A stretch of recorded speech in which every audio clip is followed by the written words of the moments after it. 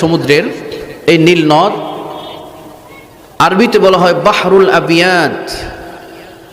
আরেকটি শাখা, ওইটার পানি হচ্ছে বাহরুল আরজাক।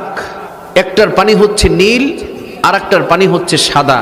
এই দুই পানি যেখানে এসে মিলিত হয়েছে এটাকে বলা হয় মাজমা আল বাহরাইন। জোরে বলুন সুবহানাল্লাহ।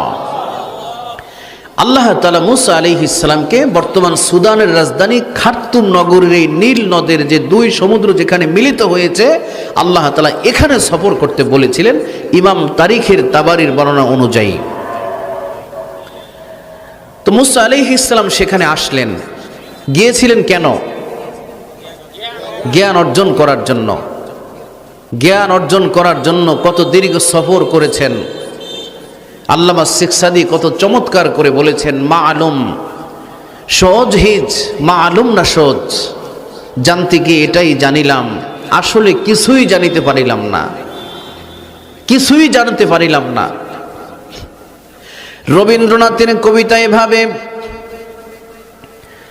সারা জীবন ঘুরে ঘুরে জীবন হলো কত যে, নানান রকম লোকের সাথে দিন কেটেছে কত যে, যেথায় গেছি কিছু কিছু নিয়েছি মোর থলিতে, যা পেয়েছি পথের ধারে চলিতে। এজন্যে ইসলামের প্রথম কথা নামাজ নয়, প্রথম কথা বড় পাঞ্জাবি নয়, বড় টুপি নয়, বড় পাগড়ি নয়, জাকাত নয়, হজ নয়, দান নয়, সদাকা নয়, মসজিদ নয়, মাদ্রাসা নয়।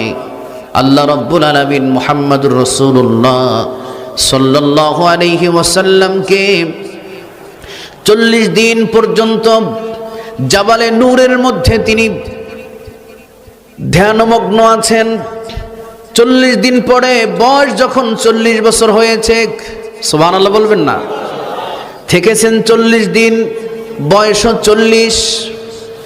এইবার আল্লাহ রাব্বুল আলামিন প্রিয় নবী মুহাম্মদুর রাসূলুল্লাহ সাল্লাল্লাহু আলাইহি ওয়াসাল্লামের কাছে জিবরাইল আলাইহিস সালামকে পাঠালেন, জান্নাতের রেশমি চাদরে মুড়িয়ে 5 আয়াত নিয়ে জাবালে নূরের মধ্যে গভীর রাতে আল্লাহ নবীর কাছে এসে জিবরাইল আলাইহিস সালাম বললেন, ইয়া রাসূলুল্লাহ করা, ইয়া রাসূলুল্লাহ, ও নবী আপনি পড়ুন।